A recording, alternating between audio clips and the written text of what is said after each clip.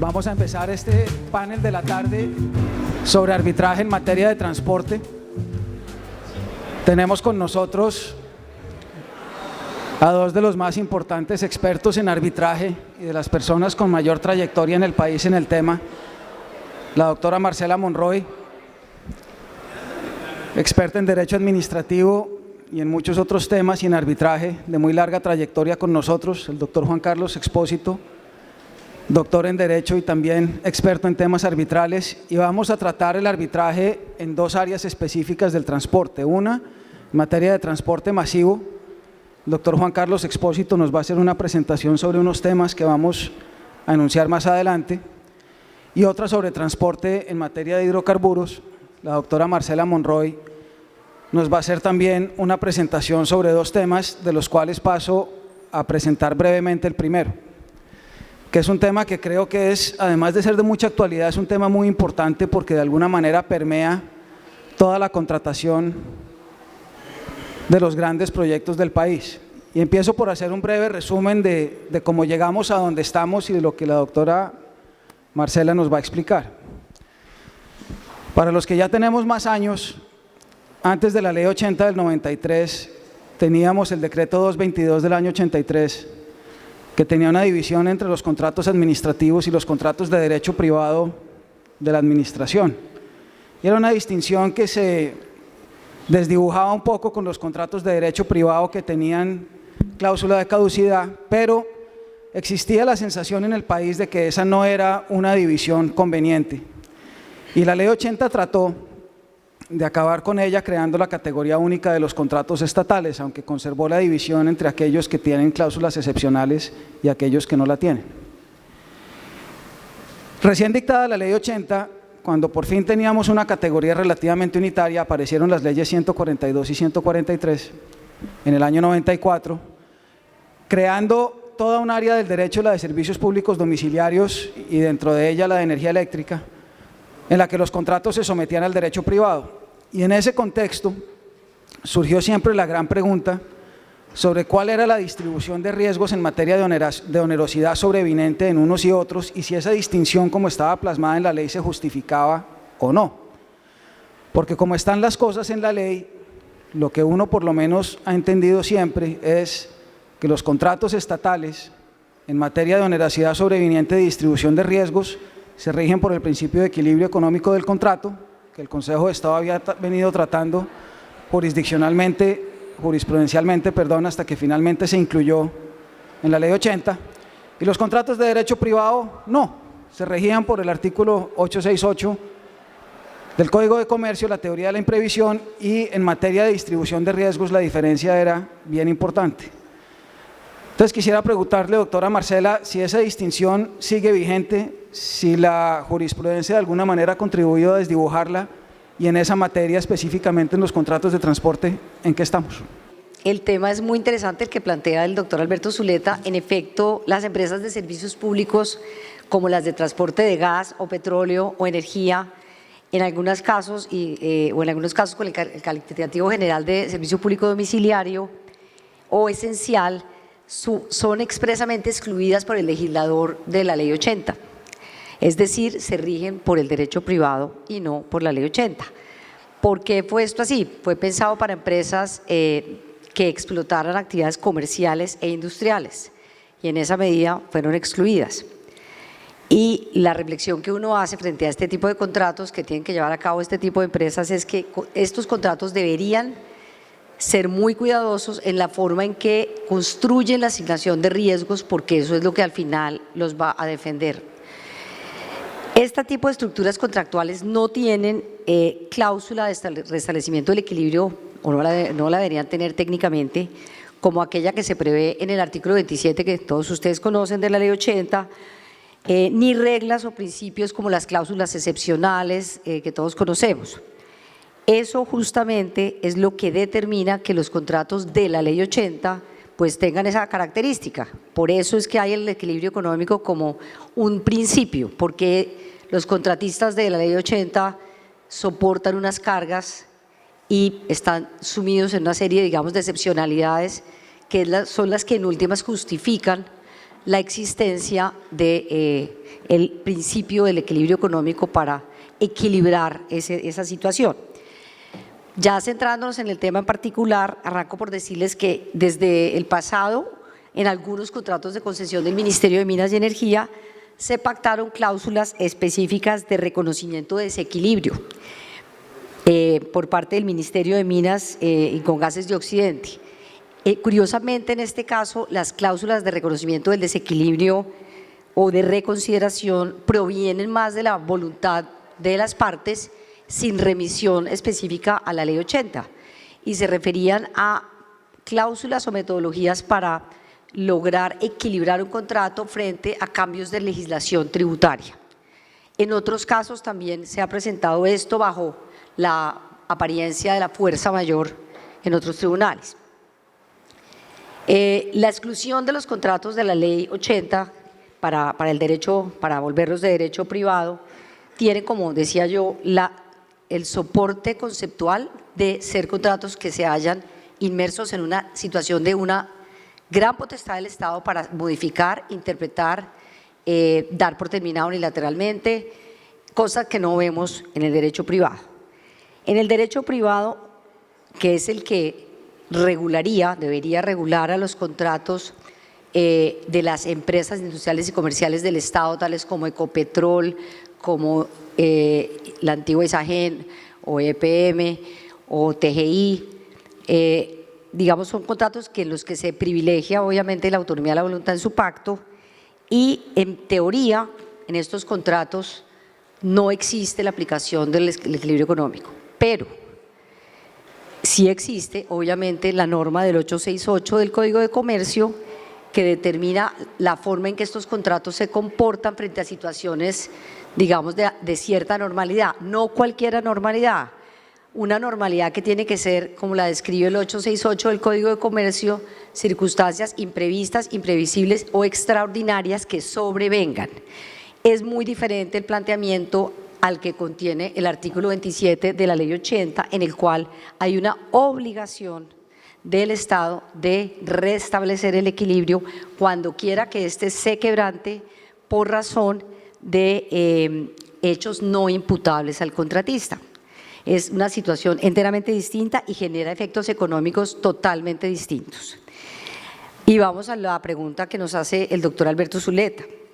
La pregunta es si por vía de la jurisprudencia esto se está conservando o no. A mi manera de ver, no se está conservando. No se está garantizando realmente la separación de los regímenes de las empresas que fueron excluidas de la Ley 80, entre las cuales se encuentran, como decía yo, las transportadoras de gas, de energía, de petróleo y otras que no son, digamos, motivo de esta intervención, pero por ejemplo empresas de salud que se rigen por el derecho privado, pero son estatales. Y se está desdibujando la diferencia de los regímenes de responsabilidad porque, como lo voy a mostrar ahorita, varias sentencias han empezado a incursionar en la aplicación del principio de restablecimiento del equilibrio en contratos de derecho privado que no contienen ningún tipo de cláusula excepcional, son contratos, digamos, de tipo comercial. Voy a mencionar las sentencias que a mi juicio han generado ya ese cambio. Hay una sentencia del 12 de marzo del 2014, el expediente 32796, siendo la demandada las empresas públicas de Neiva, que es una empresa de servicios públicos domiciliaria. Y dijo el Consejo de Estado, voy a leer el pedacito porque quiero ser precisa en la cita del Consejo de Estado. El principio del equilibrio económico del contrato, dado el interés jurídico que con sus efectos pretende tutelar, se encuentra presente en todo tipo de relación negocial que da origen a un vínculo contractual con independencia del régimen normativo que lo informe. Y más adelante se cita dentro de la misma sentencia otra sentencia que es la sentencia del 27 de noviembre del 2013, expediente 31431, que dice lo siguiente. Voy a tratar de no leer todo, sino lo pertinente. Lo cierto es que la equivalencia económica de las prestaciones contractuales constituye un principio medular que se encuentra inmerso en la legislación en materia de contratación estatal y que además lo recogen varias disposiciones del aludido derecho privado, razón por la cual, y destaco, debe estar presente en todas las relaciones negociales, dice así el Consejo de Estado. Máxime cuando uno de los extremos que la integran es una entidad de naturaleza estatal por cuya intervención se desprende que el negocio envuelve una finalidad pública. Ojo a eso, porque ahí empieza el Consejo de Estado a dar, digamos, los soportes conceptuales de por qué una legislación que fue concebida para las entidades estatales, específicamente incluidas en esa legislación, podría extenderse a otras, que es el tema de la finalidad pública. Continúa, de manera que por vía de principio el equilibrio económico del contrato también está llamado a permear las relaciones contractuales sometidas al régimen de los particulares, en donde una de ellas sea una persona jurídica de derecho público. Y finaliza diciendo que aunque se trate de una empresa de naturaleza de servicios públicos domiciliarios y que tenga el régimen privado, tal circunstancia, vuelvo a las comillas, tal circunstancia no la releva de observar y conservar durante la ejecución del negocio del jurídico la equivalencia de las cargas prestacionales asumidos por ambos extremos contratantes. Y concluyendo que, con independencia del régimen jurídico que gobierne los contratos celebrados por las empresas oficiales prestadoras de servicios públicos, por regla general de derecho privado, tal circunstancia en modo alguno la releva de acatar y observar principios constitucionales, y ahí se refiere a los de la función pública principalmente, lo cual digamos que no tiene realmente nada que ver en el tema, digamos, de cuál es el régimen que las gobierna, porque el tema de los principios es una cosa diferente. Luego viene la sentencia expediente 22756 del 26 de julio de 2012 entre FONADE y una consultora. Y allí dice lo siguiente el Consejo de Estado. La Sala considera que por fuera de las normas incorporadas en la Ley 80 existe suficiente soporte normativo para concluir que un contrato celebrado por parte de una entidad estatal que no está sujeta a la Ley 80 y que tiene como propósito la realización de estudios para rehabilitación y construcción de obras de infraestructura es susceptible de análisis judicial y condena en contra de la entidad para obtener el contratista el restablecimiento del equilibrio siempre y cuando se prueben los supuestos de hecho correspondientes. Estoy parafraseando un poco, pero esta parte me parece importante. No obstante el sometimiento al derecho civil y comercial del contrato en cuestión, la contratación de estudios para rehabilitación y construcción de obras de infraestructura vial claramente involucra, y vean ustedes que ya repite el concepto, el interés general y la utilidad social, no solo en atención a la definición de la naturaleza del contrato, sino ya en relación con este tema que acabo de mencionar de la utilidad social. Y concluye, lo anterior posibilita señalar al contratista como un colaborador del Estado que de acuerdo con las condiciones propias del caso puede recibir una compensación o indemnización en atención a la pérdida que hubiera experimentado. Y finalmente hace una disquisición muy curiosa, donde dice que la Sala se abstiene de formular una teoría general de índole subjetiva u objetiva. Es una cosa que uno no comprende, que indique en cuáles supuestos de hecho habrían de responder las entidades estatales en este tipo de asuntos, porque tal planteamiento sería muy inconveniente, en tanto que solo lo que emerge del caso concreto en su individualidad y en función de los principios y reglas le indicará al juez, de conformidad con la independencia y autonomía que le es propia, cuándo debe proceder a restablecer el equilibrio fuera de las prescripciones de la Ley 80. Entonces, ahí queda uno realmente muy preocupado, porque cuando un cliente le pregunta, bueno, dígame aquí, doctora, ¿cómo es el tema de la responsabilidad? Si yo incurro en un problema, en una situación que no es imputable a mí y eso me genera unos perjuicios, ¿puedo demandar por restablecimiento, sí o no? Y si se trata de una empresa, digamos, que está dentro del régimen comercial, uno inicialmente diría, aquí lo que usted tiene es el régimen derivado del 868 del Código de Comercio, pero en principio no estaría abierto para usted la posibilidad de demandar por restablecimiento del equilibrio económico, con las particularidades que cada una tiene. Entonces, noten ustedes que ambas sentencias se basan en que se trata de el interés público como fundamento, el interés público, la noción de la finalidad del servicio público como fundamento, y el interés general y la utilidad social, como fundamento para, digamos, movilizar el régimen del régimen privado al régimen de la Ley 80 a estas empresas, que se verían por obra de esta sentencia ubicadas en el mismo lugar de las empresas estatales, digamos, típicas, no excluidas de la Ley 80. Entonces, la pregunta es, dada la naturaleza del servicio público de muchas actividades con connotaciones de interés público, pregunto yo, ¿no se ha abierto la puerta de esta manera a la aplicación generalizada de la figura del restablecimiento del equilibrio y otras normas de la Ley 80? A mí me parece que sí, que se está abriendo esa puerta. Segundo, ¿bastaría entonces con demostrar que hay un interés público involucrado? Parecería que sí, porque lo que fundamentó en estas dos sentencias la aplicación de la Ley 80, del principio de la ley del restablecimiento del equilibrio de la Ley 80 a estas empresas, fue el interés público involucrado. Y luego uno se pregunta, ¿es el hecho de que las entidades estatales prestadoras de servicios públicos domiciliarios se hayan sometidas al control fiscal, es este hecho suficiente para sostener la aplicación plena del principio del restablecimiento del del equilibrio en cabeza de estas entidades que se rigen por el derecho privado? Es decir, por el hecho de que yo soy una entidad vigilada por la Contraloría, ¿podría uno de alguna manera sostener que ese es un argumento para decir que de alguna manera quedó inmersa en el régimen de la Ley 80? Hay quienes lo han sostenido. ¿Cuándo no habría un interés público? Nueva pregunta. ¿O cuándo una actuación del Estado no perseguiría un interés público en temas de contratación? Es muy difícil la respuesta, porque uno en principio diría, pues todas las que son relacionadas con contratación de obras, de interventorías, de consultorías, ve uno que persiguen claramente un interés público. Entonces, esta es, me parece a mí, la parte más grave de la forma de desdibujar ese límite.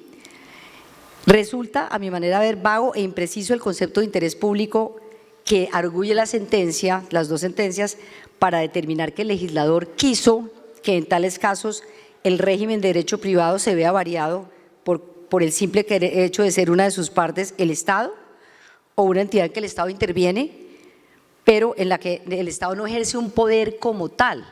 En ese momento el Estado, en este tipo de empresas, no actúa típicamente como Estado, actúa como un competidor dentro del mercado o como una gestión de tipo industrial o comercial. Entonces ahí no podemos hablar de que el Estado se comporta típicamente como tal, sino como una parte contractual. En este punto entonces uno resalta que sería muy importante que este tipo de empresas que se pueden ver abocadas a estas nuevas tesis, es decir, que terminen respondiendo por contratos que se originaron en el derecho privado como si fueran contratos de Ley 80, lo que resulta muy importante es que en la estructuración de sus contratos sea muy eficiente la asignación de los riesgos, como lo decía inicialmente. Porque el tema de riesgos, digamos, es transversal, está en el derecho privado, por supuesto, está en el derecho, en la contratación estatal, en la contratación privada. En todo contrato privado también hay una distribución de riesgos, como en el contrato, digamos, estatal. Entonces, la recomendación el llamado interesante es a que los contratos que estructuran este tipo de empresas sean suficientemente claros para que al momento de un conflicto sea la forma de repartición del riesgo lo que determine la responsabilidad. Esa es una cosa que me parece bien importante y funciona tanto para los contratos, digamos, de Ley 80 como para cualquier otro contrato.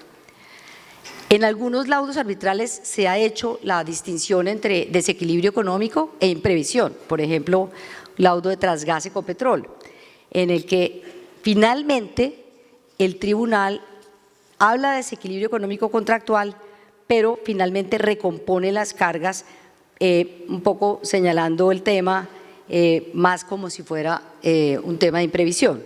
Hay un poco de confusión allí. Y en efecto opta este laudo optó por la teoría de la excesiva onerosidad, que es de estirpe comercial, basada al decidir una pretensión de desequilibrio, opta este tribunal por la pretensión de ley del Código de Comercio, artículo 868, basado en la ocurrencia de las lluvias del fenómeno de la Niña, que claramente se caracteriza como un hecho imprevisible de aquellos del 868. Por otro lado, en otro laudo, en el laudo de gases de Occidente contra el Ministerio de Minas, se optó por aplicar por analogía juris la ley 80, y se dice que si bien no venía aplicándose la ley 80 a este tipo de contratos, se va a aplicar a este contrato la ley 80, pero solo porque la fórmula que el contrato contenía para efectos de restablecer situaciones de desequilibrio muy particularmente pactadas no resulta clara.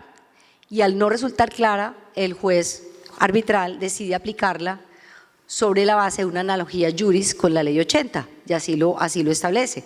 Ante la deficiencia del propio contrato de la cláusula pactada entre las partes para restablecer el equilibrio, el tribunal dice: apliquemos por analogía juris el artículo 27 de la ley 80 y con base en eso devuelve, digamos, el equilibrio perdido básicamente por un tema de imposibilidad de actualización de una fórmula tarifaria por mala concepción de la misma. Entonces, ya en esto termino, uno diría, para responder a la pregunta de Alberto, repitámoslas, repitámoslas antes preguntas. Si crees que en este momento la distinción entre los contratos que se rigen por el equilibrio económico del contrato y aquellos sencillamente por las reglas del 868 es una distinción que la jurisprudencia ha mantenido de manera clara, o si está de alguna manera desdibujada por esos fallos que acabas de explicarnos. Digamos que en este momento hay una zona gris muy extraña, porque son 2 o 3 las sentencias, pero son sentencias todas de la sección tercera del Consejo de Estado, que claramente plantean la posibilidad, basado en el concepto de interés general, de utilidad social, en aplicar el concepto del restablecimiento del equilibrio a contratos de derecho privado. Entonces, no me parece que esté para nada claro. Bueno, gracias. Ahora, el doctor Juan Carlos Expósito nos va a hablar sobre el arbitraje en materia de transporte, pero de transporte masivo. Buenas tardes a todos. En primer lugar, pues agradezco la invitación que me ha hecho el Centro de Arbitraje y Conciliación de la Cámara de Comercio de Bogotá. A todos ustedes por estar aquí presentes y la paciencia a estas altas horas ya de la tarde y sobre todo en la ciudad de Cartagena. Yo pensaría que antes de dar respuesta a la pregunta que usted me hace, vale la pena como situarnos en el panorama normativo en relación con el tema del sistema de transporte público masivo en Colombia. Y lo digo frente a no solamente a la primera pregunta que usted me lanza, sino frente al tema que luego vamos a desarrollar igualmente sobre este aspecto. Algo importante es que esto es un tema que no solamente viene consolidado desde la expedición de la Constitución de 1991, sino que antes de la Carta Política del 91 ya existía una ley, como es la Ley 86 del año 89, que fijó una serie de directrices relacionadas con el sistema de transporte público urbano en Colombia. Por supuesto que cuando se expide la Constitución del 91, el artículo 365 que todos conocemos, fija el tema de los servicios públicos y establece que el servicio público es inherente a la finalidad social del Estado y deja claro que este es el que lo regula, lo vigila, lo controla y lo organiza. Y con posterioridad a la Constitución del 91, el legislador, bajo la Ley 105 de 1993, pues ya hace una regulación mucho más depurada, dejando claro que el transporte público es un servicio público en nuestro ordenamiento jurídico.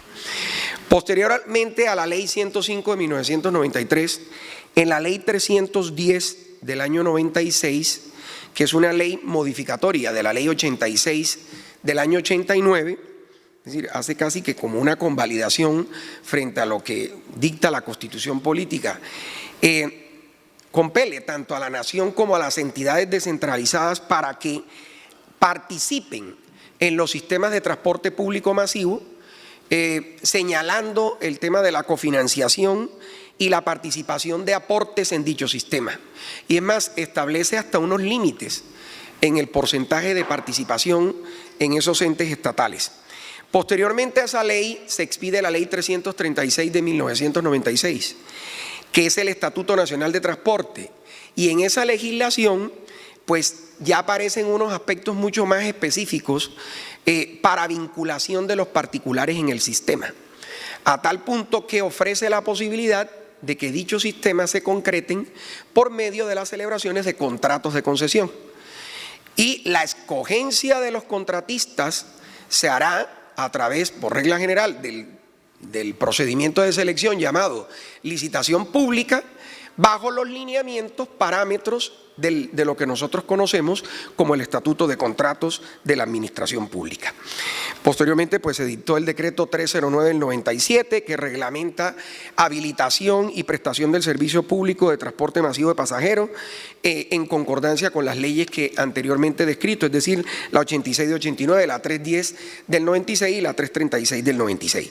Adicional a todo esto, pues se presenta toda una regulación de carácter territorial a través de los distritos, de los municipios o incluso de las áreas metropolitanas en relación con ciertos temas, por ejemplo, de tarifas o todo lo relacionado con la infraestructura de los sistemas de transporte masivo. Este tema es tan importante que en Colombia mueve, según estudios del Departamento Administrativo Nacional de Estadística, el 56% de los pasajeros, sobre todo en las 7 grandes ciudades en donde se ha implementado estos sistemas de transporte público masivo. Transmilenio en Bogotá, el mío en Cali, Metroplus en Medellín, Megabús en Pereira, Transmetro en Barranquilla, Transcaribe en Cartagena. Todo esto para decir que rodando hay cifras más, cifras menos, 12.000 autobuses. 12.000 autobuses que además cuentan ese porcentaje, de acuerdo con el estudio del Departamento Administrativo Nacional de Estadística, el metro de Medellín y el cable aéreo de Manizales, todo el sistema de transporte público masivo. Ejemplos claros. Ahora sí vamos a aterrizar frente a la pregunta que usted me hace. Fíjese, estamos en Cartagena, hay Transcaribe. Transcaribe duró 12 años para entrar en operación. En un estudio que preparó la Contraloría General de la República, denominado Sistemas Integrados de Transporte Masivo en Colombia, avances, retos y perspectivas en el marco de la Política Nacional de Transporte Urbano, establece claramente la Contraloría que el caso de la estructuración de los sistemas es lo que ha llevado a las múltiples controversias y las más de las veces en tribunales de arbitraje. Pone un caso muy concreto relacionado con el Sistema Integrado de Transporte Masivo del Valle de Aburrá, la cual formulaba como requisito de la integración de ese sistema desde lo tarifario, lo físico, lo operativo y organizacional con el sistema metro.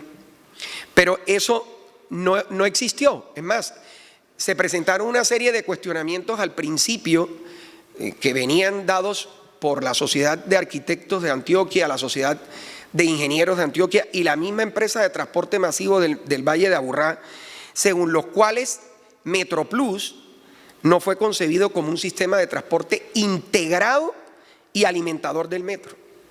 Y se fijaron una serie de recorridos sin definirse si definitivamente iban a ser coordinados con el tema del metro de Medellín. Entonces, ¿eso qué generó en la práctica? Dualidad de rutas e inversiones de quienes participaban tanto en Metroplus como en el metro de Medellín.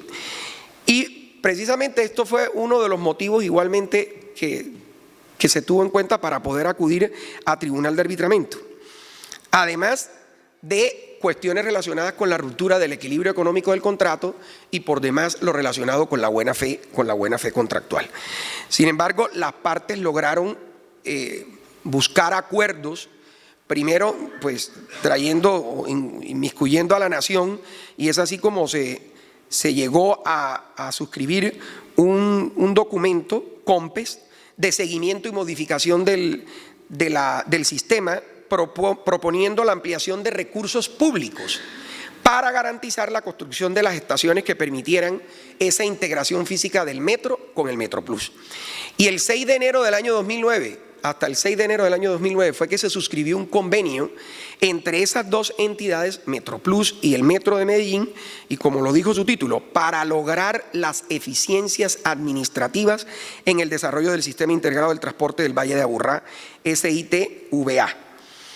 Y esto definitivamente sí es interesante, ¿por qué?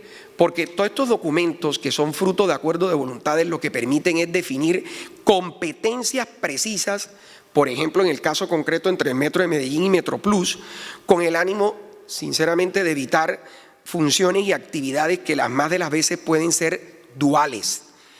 Esto en virtud de lo que nuestra Corte Constitucional ha venido definiendo como el principio de coordinación entre las distintas entidades estatales. Amén del ejemplo concreto que acabamos de mencionar, aparecen otra serie de aspectos que son recurrentes y que aparecen además como definitivas controversias que se someten a conocimiento de los tribunales de arbitraje. En el laudo de Promasivo Megabús de 27 de octubre del año 2016, Cámara de Comercio de Bogotá, se hizo un análisis sobre el incumplimiento, así lo denominó el Tribunal de Arbitramiento, incumplimiento de los principios del marco económico del contrato.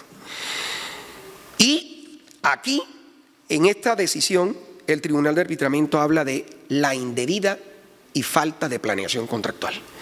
Indebida y falta de planeación contractual bajo pretensiones tendientes a que se indemnizaran perjuicios derivados de un sistema deficitario donde el ente gestor es el encargado de establecer tarifas a usuarios que, incumpliendo obligaciones de velar por la autosostenibilidad del sistema, pues incumple esas obligaciones y da lugar a que se rompa la ecuación económica del contrato, impidiendo, en el caso concreto, que es un contrato de concesión, que esos concesionarios cubrieran sus costos y obtuvieran los resultados económicos pretendidos. Aunado a lo anterior, había una serie de problemas contractuales que, en opinión de quien les habla, también tienen origen en la falta de planeación. Está demostrado en una serie de decisiones arbitrales, a lo largo de la segunda intervención las expondré, en donde queda claro que se han establecido una serie de rutas paralelas, haciendo que el concesionario deje de percibir por rutas frente a las cuales esperaba obtener cierta utilidad. Y aquí surge una gran pregunta: ¿hasta qué punto al ente gestor le corresponde llevar a cabo la planeación en su totalidad? Y en caso tal, pues las consecuencias que resultan de la inobservancia de ese principio tendrá unos efectos distintos si definitivamente la carga es totalmente del ente gestor, si la carga aparece deferida al particular o si definitivamente está compartido el deber de planeación contractual. Hay que ir a cada caso concreto y mirar cuál es la fuerza vinculante en relación con el negocio jurídico debidamente celebrado entre por regla general, la administración pública y el operador. Y de aquí aparece un tema importante que tocó la doctora Marcela, por supuesto en unos contratos que tienen unas características y especificaciones diferentes a esta, porque además las más de las veces estos contratos son de aquellos denominados por la jurisprudencia del Consejo de Estado como contratos estatales propiamente dichos, es decir, estos se rigen por la Ley 80 y todo lo que ha venido de modificación del llamado Estatuto de Contratos de la Administración Pública. Pero hay un tema importante y es cómo aparecen distribuidos, repartidos, estimados y tipificados los riesgos en este tipo de contratos. Y sobre eso hay un cúmulo de decisiones arbitrales. Cito, por ejemplo, el laudo de Transatlántico Transmetro de la Cámara de Comercio de Barranquilla, en donde hace todo un análisis relacionado con los distintos riesgos que aparecen involucrados en este tipo de contratos y, o mejor, involucra las normas técnicas expedidas desde los COMPES, el NTC 137, el COMPES 31000, el documento COMPES 3107 del año 2001, el COMPES 3714 de 2011, advirtiendo que todo eso tiene aplicación en el contrato siempre y cuando ello tenga un impacto directo frente al cumplimiento de obligaciones por cada uno de los sujetos contractuales. Y como lo dice el mismo laudo de Transatlántico Transmetro, y me permito leer entre comillas, la correcta distribución de riesgos implica analizar de manera concreta los eventos que se pueden presentar en la ejecución de un determinado proyecto de cara al objetivo específico que se pretende lograr con el mismo, necesario para la consecución de un objetivo específico que puedan bien ayudar a que la meta trazada se cumpla o impedir o por lo menos dificultar su ejecución. Cierro comillas. Otro tema que es muy recurrente de controversias contractuales, viene dado por ese deber que tiene el juez de revelar la naturaleza del contrato. Y muchos laudos se detienen a analizar la naturaleza jurídica del contrato y sobre todo a determinar el régimen jurídico aplicable de ese contrato, porque finalmente eso será clave para la decisión a adoptarse por parte, en este caso, del Tribunal de Arbitramiento. El tema del transporte público masivo igualmente ha tenido controversias relacionadas con la redacción y con la estructuración del contrato. Otra vez la planeación. El tema de la estructuración y la redacción de los contratos, el cual sin duda conlleva a unas múltiples interpretaciones que las más de las veces resultan en contra de los intereses que de quien redactó esas cláusulas, en aplicación de lo que aparece en el artículo 1624 del Código Civil. La declaratoria de nulidad absoluta de cláusulas contractuales, en su totalidad o de parte de ellas, son temas recurrentes que aparecen en las distintas reclamaciones en estos sistemas de transporte público masivo. La definición de si el contrato en sí es un contrato de adhesión, esta mañana en el primer panel sobre contratos estatales se partió de la premisa de que el contrato estatal es contrato de adhesión. El análisis de los distintos laudos arbitrales en este tema frente al contrato de adhesión, el contrato por adhesión, si en efecto hay un abuso de posición dominante frente a la parte que estructura de antemano todas las cláusulas y al final hasta el negocio en su totalidad. Otro tema importante, la integración normativa.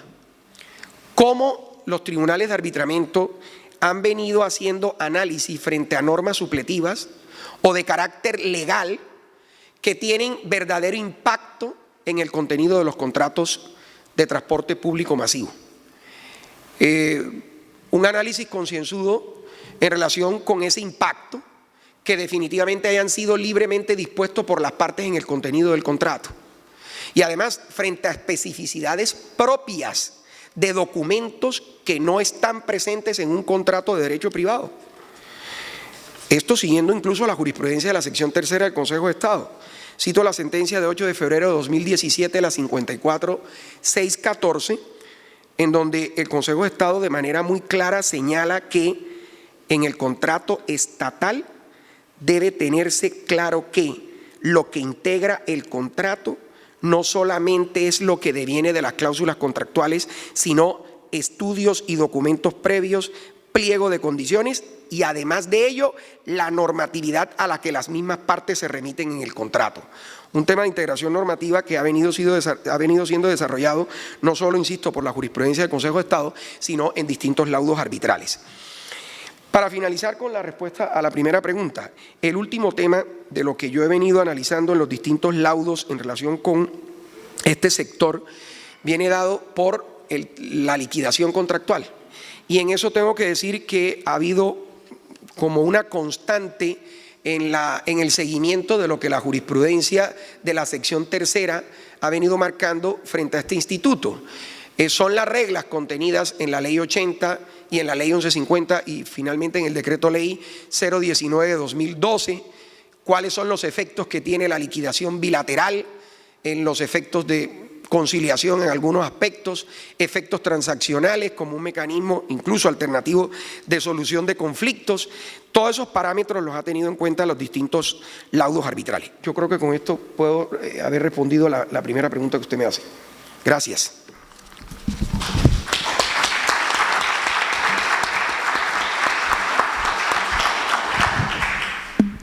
Muchas gracias, doctor Expósito, y a los dos panelistas por haberse mantenido exactamente dentro del tiempo. La doctora Marcela Monroy nos va a hablar ahora sobre un tema que es muy importante y es la relación que existe entre la potestad regulatoria de la Comisión de Regulación y las cláusulas de ajuste regulatorio de los contratos de transporte, y fundamentalmente qué limitaciones tiene o debería tener o no debería tener el juez al momento de interpretar una cláusula de ajuste regulatorio de cara a las potestades que tiene la Comisión en esa materia. Muchas gracias. Bueno, empecemos por decir que estamos hablando de transporte de gas o petróleo, es decir, de unos commodities, y ese tema ha sido tratado en algunos laudos arbitrales, no son muchos, pero son bien importantes. También es importante tener en mente, antes de entrar al fondo del tema, que estos son contratos de suministro, no simplemente de transporte, sino de transporte en la modalidad de suministro por su ejecución sucesiva. Eso es un tema también bien importante. Y este tipo de contratos se desarrollan al amparo de la regulación, como decía Alberto, en el caso del gas, de la regulación de la CREG, en el caso de hidrocarburos, pues de petróleo, por el Ministerio de Minas. Tengamos también en cuenta que en los dos casos estamos en presencia de un monopolio natural. Los dos tipos de negocios son característicamente monopolios naturales y por esa razón su estructura tarifaria, es decir, la forma en que el transportador pretende cobrar su prestación contractual, está enmarcada en el régimen de la libertad regulada, CREG si es el transporte de gas o Ministerio de Minas si es crudo.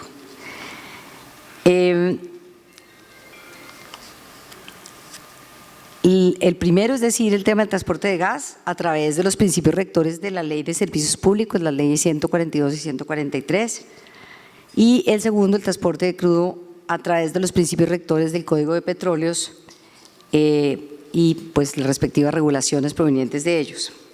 La pregunta es la siguiente: si los tribunales, la competencia de los tribunales arbitrales al juzgar las cláusulas de ajuste regulatorio contenidas en esos contratos, queda sometida esa competencia de los tribunales a las posiciones de la CREG, contenidas a veces en actos administrativos, otras veces en conceptos.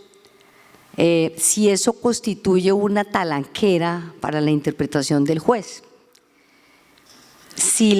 La pregunta es si las partes de un contrato de transporte de gas, en la modalidad de suministro, como lo acabamos de decir, han pactado una cláusula de ajuste regulatorio. Uno diría, es porque quieren que haya un ajuste regulatorio cada vez que la entidad que los regula produce una nueva regulación. Y obviamente, también recordando un principio de la ley 142, y es que pues la regulación en general hace parte del contrato mismo. Entonces, ¿en qué situación estamos? Dos partes pactan una cláusula de ajuste regulatorio. La pactan al amparo de lo que en ese momento hay, la jerga técnica que se utilice, los conceptos, digamos, técnicamente expresados que al momento hay. ¿Y por qué esto es importante? Porque la CREG, en el caso específico de gas, debe producir la regulación cada 5 años. Entonces, y son contratos muy largos. Los contratos por lo general son contratos que pueden llegar hasta 10 años. Entonces, digamos que el tema de la posibilidad de ajuste regulatorio es muy importante para las dos partes y en cierta forma, y esto es un concepto personal, es un riesgo que ambas partes deberían asumir, porque es un contrato sujeto a la regulación bajo la modalidad de libertad vigilada. Entonces, ambas partes deberían asumir compartido el riesgo de cambios de regulación en el transporte, porque a ambas, pues de alguna manera les compete y es parte del régimen que gobierna el contrato. Entonces, digamos, volvamos al punto de que se pacta la cláusula con lo que hay sobre la mesa en ese momento. Se habla de cargos, se habla de diferentes tipos de cargos, pero no se habla más que de cargos, cargo fijo, cargo variable, y esas son las expresiones que se usan. Estoy poniendo como para que entiendan cuál es el caso que se puede presentar. Varios años después, la entidad reguladora cambia la forma de expresar los conceptos y empieza a referirse a otras cosas. Empieza a referirse a pareja de cargos, empieza a referirse pues cambia totalmente la metodología, y el contrato ha venido, digamos, trasegando bajo el concepto inicial y aparece la nueva regulación. Y entonces una de las partes se pregunta si la regulación está hecha para mejorar la recuperación de la inversión, por ejemplo, de una de las partes del transportador, o para flexibilizar la forma en que se pacten la tarifa, el cargo fijo y el cargo variable, o la pareja de cargos, o todo lo que la nueva regulación contenga. Una de esas partes se pregunta, ¿y yo podría hacer uso de esto? Claro, tengo una cláusula de ajuste regulatorio, eso yo la pacté. Uno diría que sí. Entonces miren ustedes lo que ha pasado. Lo que está ocurriendo es que por posiciones expresadas por el ente regulador, que a mi manera de ver carece de competencia este ente regulador para ello, se está haciendo imposible la aplicación de los cambios en la regulación, porque no se está mirando realmente cuál fue la intención de las partes al pactar esa cláusula de ajuste regulatorio, por eso se llama de ajuste regulatorio. Los tribunales no están entrando a mirar de fondo cuál fue la intención de las partes al contratar, que es como el criterio primario que nos han enseñado siempre, que ha utilizado la jurisprudencia para interpretar un contrato. Cuando el contrato parece no ser claro o pueda tener alguna diferencia en su interpretación entre las partes, lo primero que uno mira es cuál fue la intención de las partes. Y si las partes realmente quisieron tener una cláusula que les permitiera ajustar ese contrato cada vez que se produjera un cambio en la regulación, y no un cambio cualquiera, son cambios estructurales en torno a la contraprestación económica. Entonces, muchos tribunales se han limitado a acoger las posturas de la CREG. La CREG, curiosamente, es un tema bien interesante, la CREG además puede proferir laudos. La CREG puede proferir laudos arbitrales en lo que tiene que ver únicamente con asuntos operativos y de acuerdos comerciales, pero puede proferirlos y se llaman laudos, y hay varios. Y siempre se ha decantado por negar su propia competencia cuando las partes le plantean, por ejemplo, declare que tal persona incumplió o que hay algún tipo de perjuicio. La CREG dice, no, yo no tengo competencia sino para pronunciarme sobre acuerdos comerciales y operativos. Eso es importante porque vamos a ver cómo, de todas maneras, habiendo hecho eso, cuando ha sido juez arbitral, digamos, juez de un tribunal muy curioso, pero pues la ley lo permite, la ley 143, lo ha hecho a través de resoluciones, ha intervenido en la forma de interpretar contratos, a mi manera de ver, invadiendo la esfera de competencia de los jueces arbitrales, que en este caso, pues, y de otros jueces, en el caso de que no haya cláusula arbitral, pero aquí estamos mirando el tema arbitral. Entonces, el punto es, perdón, me adelanté aquí.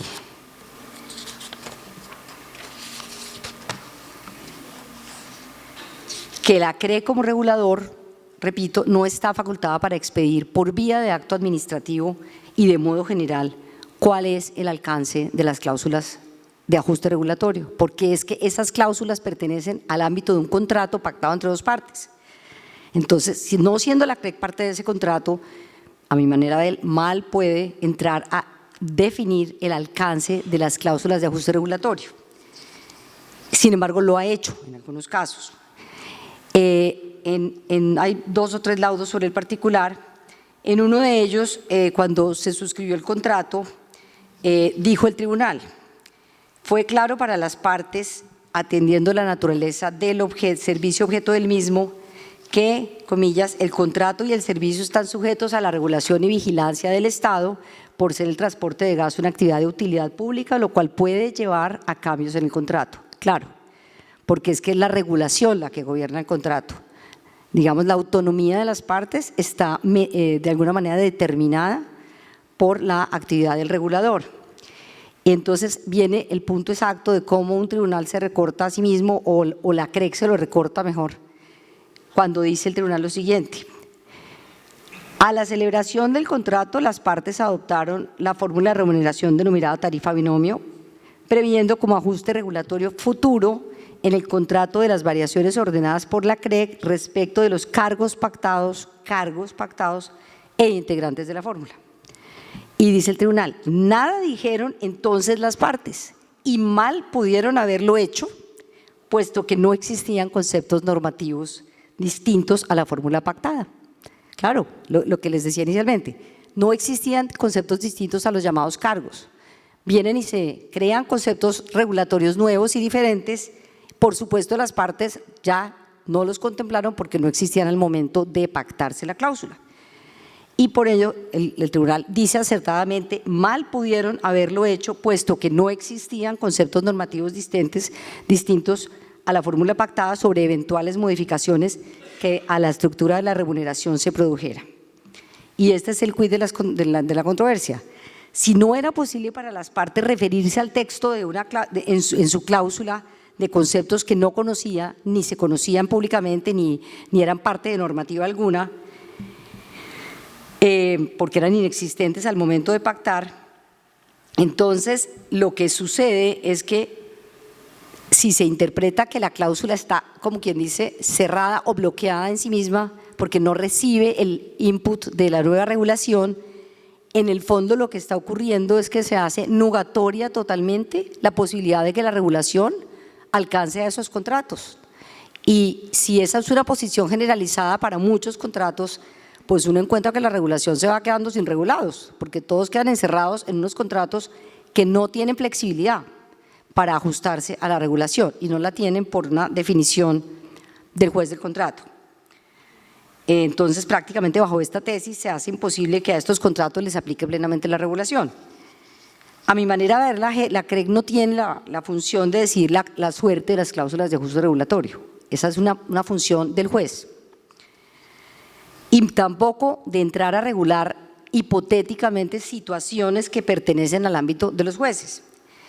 Al expedir la resolución 079 del 2011, la CREC en ese momento pretendió resolver una serie de inquietudes que le plantearon los distintos actores y participantes de ese sector, bien fueran remitentes o transportadores. Y lo hizo a través de un acto administrativo en el que decidió que había unas situaciones específicas que se derivaban de la forma en que se interpretaba las distintas cláusulas y prácticamente dio un manual de cómo debían interpretarse esas cláusulas. Si la cláusula tiene esto, se hará así, si la cláusula tiene lo otro, se hará así. No entro en el detalle porque es, digamos, un tema como muy técnico, pero sí puedo afirmar que en mi concepto la CREC incursionó en una interpretación de las cláusulas de ajuste regulatorio y los contratos a través de crear como escenarios de cómo se debe interpretar cada una.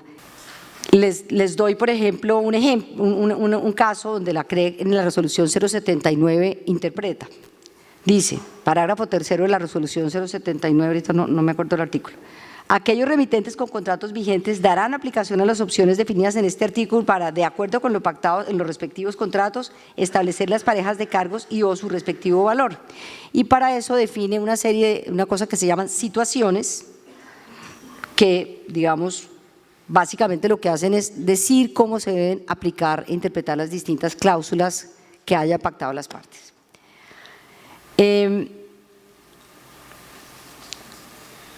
A ver.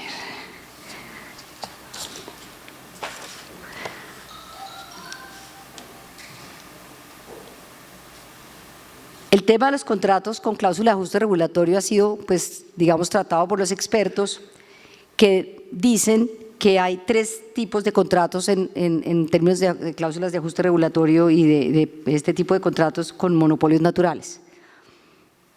Dice el señor Williamson, que es un tratadista que ha estudiado este tema, que los contratos con cláusula de ajuste regulatorio, dependiendo de su modalidad, pueden sustituir parcialmente la regulación en caso de los monopolios naturales. Recuerden ustedes que los monopolios naturales tienen que ser regulados, es decir, esa es su naturaleza indica que deben ser regulados y operar bajo el principio de libertad regulada. Entonces, concluye que existen 3 tipos de contratos. Contratos de una vez por todas, que incluyen contratos, digamos, que ya tienen todo definido. Contratos incompletos de largo plazo, en donde las contingencias imprevistas se administran por las partes para permitir una renegociación de los términos, que es un poco la función que debería tener una cláusula de ajuste regulatorio. Frente a nuevas realidades de las tarifas, de las metodologías, de las conceptualizaciones que hay alrededor del tema económico, los contratos deberían tener la flexibilidad de poderse actualizar y las partes ser conscientes de ella. Por eso digo que las partes deben asumir conjuntamente el riesgo regulatorio. Y contratos recurrentes de corto plazo. El punto aquí sería concluir que a través de la regulación se asegura que haya una justa tasa de reconocimiento de ganancias a cambio de la posibilidad de adaptar el contrato a las necesidades. Son contratos que requieren de una gran administración por ser contratos de largo plazo, pero eso no, en Colombia no está, a mi manera de ver, sucediendo. La CREC me parece que debería tener una visión más práctica en ese sentido y los tribunales también, o sea, los tribunales deberían observar cuál es la necesidad de estos contratos de ajustarse a la regulación y la importancia de ello.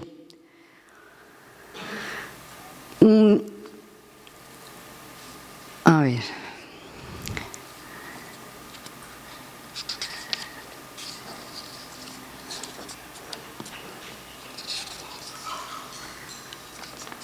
La Corte Constitucional a este respecto dijo una cosa que es bien importante y debe ser tenida en cuenta al analizar este tipo de cláusulas de ajuste regulatorio en los tribunales.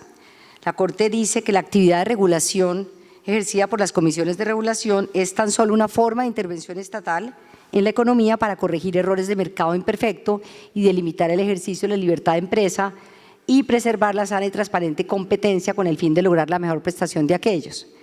Y uno se pregunta, si la regulación lo que atiende es precisamente a mejorar mercados imperfectos y a corregir los errores de los mismos y a lograr una sana competencia a través también de la redistribución del dinero que se maneja a través de estos contratos en la contraprestación, no debería, digamos, un tribunal de arbitramiento entrar a examinar la función de la cláusula de ajuste regulatorio. A mi manera de ver, sí, pero no se ha visto hasta ahora esa figura. Básicamente, como el llamado aquí sería como a que los árbitros, los tribunales, vean con más libertad el análisis de las cláusulas de ajuste regulatorio porque está dentro de su ámbito de competencia.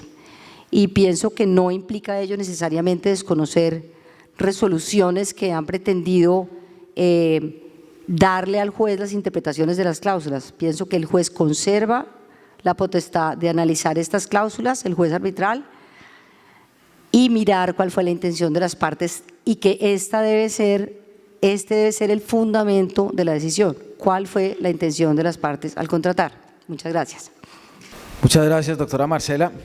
Vamos a terminar. El doctor Expósito nos va a hablar sobre si los arbitrajes en el sector de transporte masivo sugieren la necesidad de algún tipo de cambio regulatorio, bien sea en la actividad misma del transporte o en la manera de resolver las controversias. Gracias, doctor Zuleta. Bueno, en esta segunda pregunta, yo he decidido como tomar una muestra representativa de distintas decisiones arbitrales.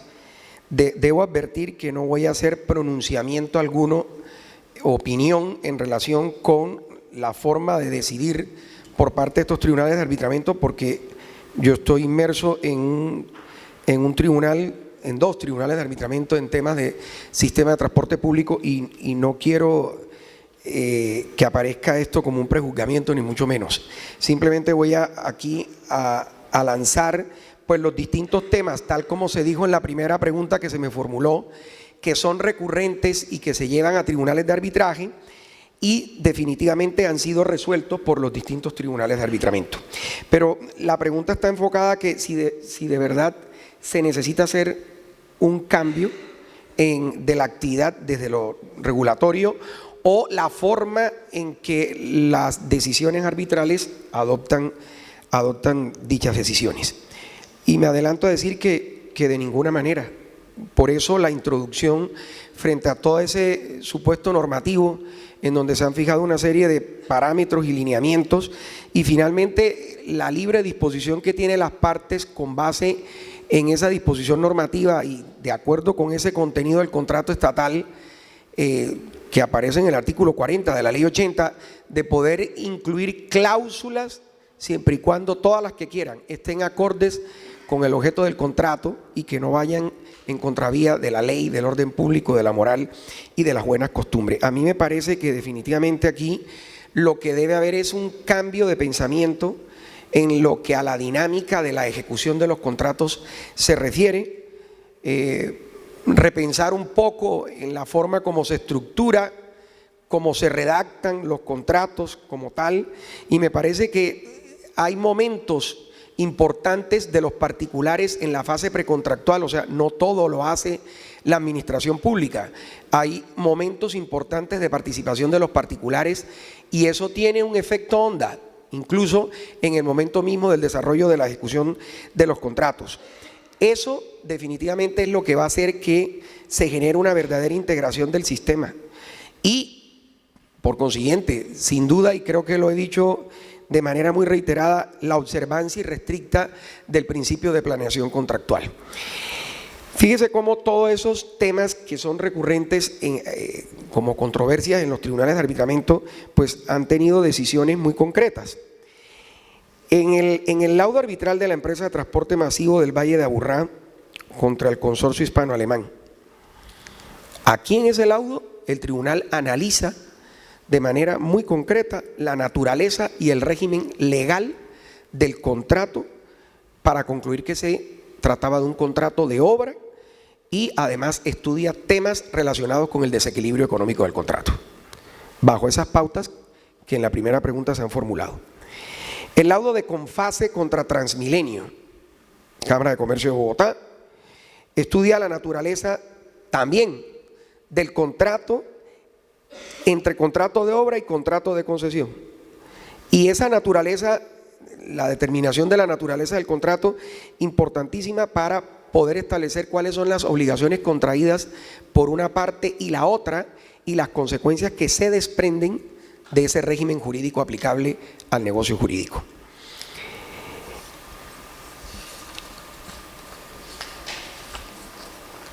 El laudo de Promasivo Megabús, Cámara de Comercio de Bogotá, hace un estudio del desequilibrio económico desde algo que ya yo mencioné en mi intervención pasada, algo que denominó como el incumplimiento de los principios en el marco económico del contrato. Reitera obligaciones del ente gestor y cómo éste llevó al desequilibrio del contrato y a un sistema deficitario, ya que tienen en su cabeza las obligaciones de velar por la autosostenibilidad del sistema. Metrolínea, contra Metrolínea S.A., Cámara de Comercio de Bucaramanga, valora el instituto de la liquidación. En ese tipo de contrato analiza todo el aspecto relacionado con la ausencia de salvedades en el acta de liquidación del contrato, siguiendo todo lo que la jurisprudencia de la sección tercera del Consejo de Estado ha venido señalando al respecto. Algo que igualmente mencioné antes, lo propio de las salvedades, cuando no se hacen de manera expresa, cierra cualquier posibilidad de reclamación, a no ser que aparezcan hechos nuevos posteriores como tal. Habla de la posibilidad de que se establezca una transacción con la liquidación bilateral y establece ese laudo una serie de expresiones, determinaciones relacionadas con los riesgos de acuerdo con la naturaleza misma del contrato definido por él. Transatlántico Transmetro declara incumplimiento, desequilibrio estudia asignación de riesgos, pero también se introduce en el análisis de la naturaleza jurídica del contrato y del régimen jurídico aplicable al mismo. Este es mi bus SAS contra Transmilenio, Cámara de Comercio de Bogotá. Es un laudo que hace el análisis de manera muy amplia de los riesgos en la contratación estatal, el tratamiento en la ley, en los distintos documentos COMPES, y a su vez estudia todo el tema relacionado con la asignación de riesgos en los contratos estatales, los riesgos previsibles, la matriz como tal y, por supuesto, una vez más, los problemas de la planeación de este tipo de contratos y la importancia de ese principio. Hace un estudio pormenorizado de lo que es la integración normativa para concluir que las obligaciones que surgen de un contrato no son solo las que se estipulan, sino las que emanan de su naturaleza, bien sea porque estén previstas en la ley o porque ellas surgen del deber de ejecutar los contratos de buena fe a la luz del artículo 1603 del Código Civil. Por supuesto, todo un análisis sobre el desequilibrio económico del contrato en ese laudo de Este es mi bus contra Transmilenio. El laudo de Suma contra Transmilenio de abril del año pasado, en donde se realiza un análisis del riesgo de evasión para explicar cómo este no puede ser objeto de asignación forzosa a alguna de las partes, ya que supera la previsibilidad y la razonabilidad que se pueda tener. Laudo del consorcio Conciviles y con concreto contra Metrocali. Declara incumplimiento. Igualmente desequilibrio debido a la menor productividad, ello de cara a lo que ya hemos mencionado anteriormente, haciendo un análisis concienzudo de las cargas contractuales de cada una de las partes, ente gestor y operador, y cómo éste debe seguir una plena y estricta observancia otra vez al principio de planeación, so pena de que las cláusulas que se hayan redactadas sean interpretadas en contra de la parte que la redactó. Otra vez el laudo de Portal Calicanto contra Transmetro, un tema de incumplimiento, de desequilibrio, naturaleza jurídica del contrato, las diferencias en el contrato de obra pública con el contrato de concesión de obra pública, la definición que trae el artículo 32 de la Ley 80 de 1993 frente al instrumento que puede ser la ejecución de la obra material para la explotación comercial de un bien, la integración de las disposiciones externas al contrato que le corresponden desde normas imperativas, supletivas, principios generales del derecho, la equidad y los usos normativos que hacen parte como tal del contrato.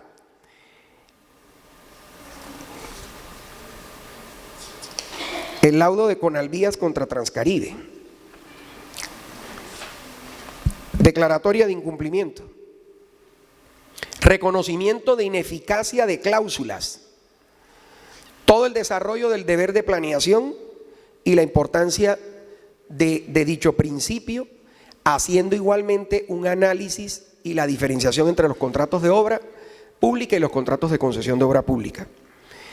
La empresa de transporte masivo alimentador EMTVA contra Transmilenio, en donde se declara el incumplimiento contractual y para ello hace un análisis juicioso del marco de las obligaciones. Retoma igualmente el tema de la integración normativa.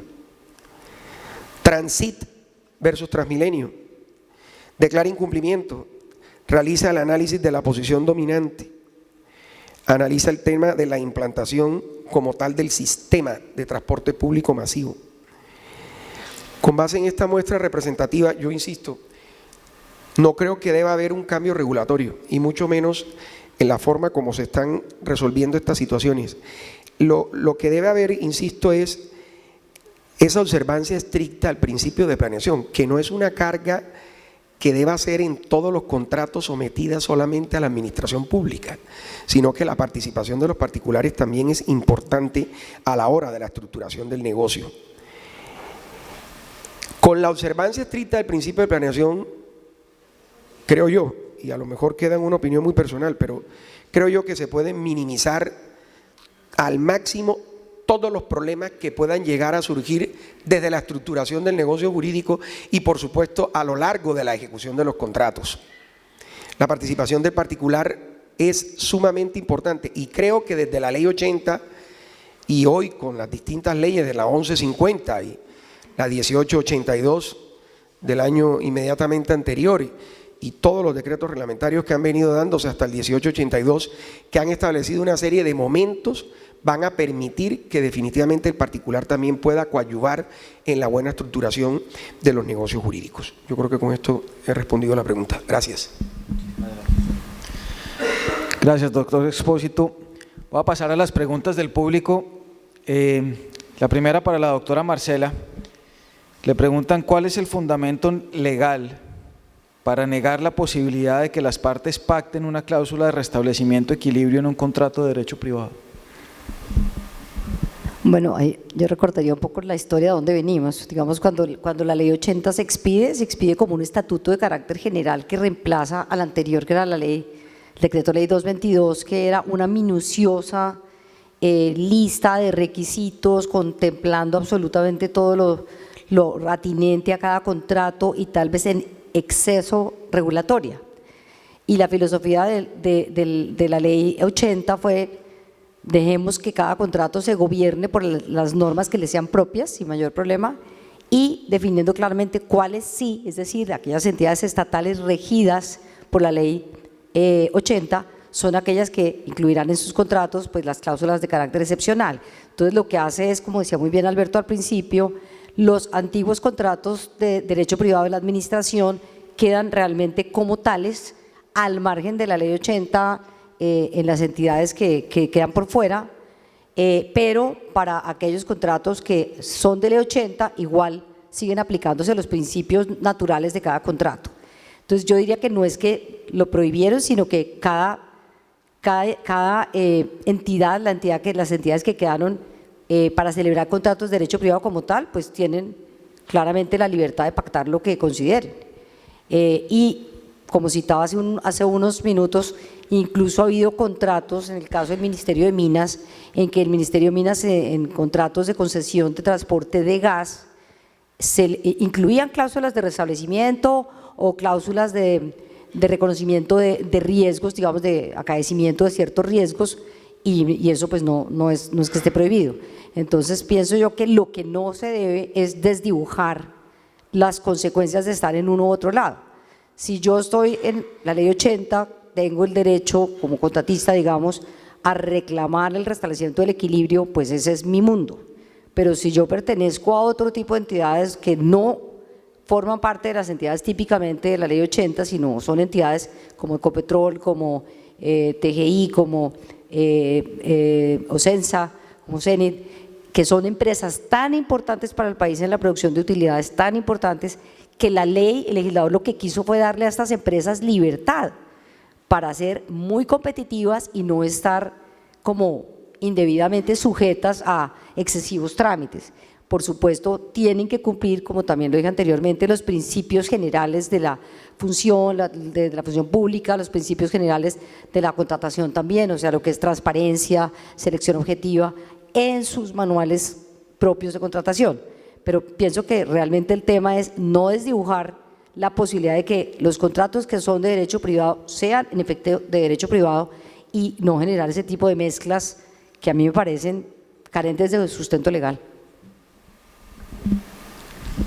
Muchas gracias. Doctor Expósito, le preguntan ¿cuál es el estado de la jurisprudencia y de los laudos frente a la obligación de reversión de los buses en los contratos de transporte masivo? Y si usted no cree que en ese caso sería procedente la inclusión de una norma específica que regule el tema. Uy, grave responder esa pregunta. Pues en los contratos de prestación de servicios públicos ha aparecido laudos arbitrales en donde depende de lo que se haya pactado. Es un tema de la autonomía de la voluntad. ¿Y siguiendo qué? Lo que está en el artículo 14 de la Ley 80 de 1993. Acuérdense que en el artículo 14 de la Ley 80, que establece los poderes de dirección, manejo, vigilancia y control por parte de las entidades estatales, es que se incluyen los poderes excepcionales. Y dentro de eso hay una serie de reglas, contratos de mejor familia, en donde si no se llegan a incluir ese tipo de cláusulas, no se entiende que se renuncia a ellos. Ejemplo, la obra pública.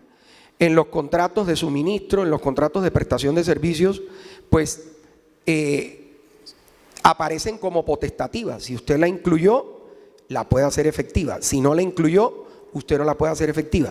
Pero en otro tipo de contratos que están allí también igualmente enunciados en el artículo 14, ese tipo de contratos de prestación de servicios públicos, definitivamente, y es mi tesis, tiene que haberse pactado la reversión de, en este caso, de los autobuses como tal. ¿Listo? Y bueno, hay una serie de laudos incluso frente a estos temas distintos al del transporte, de transporte público, que así igualmente lo han considerado.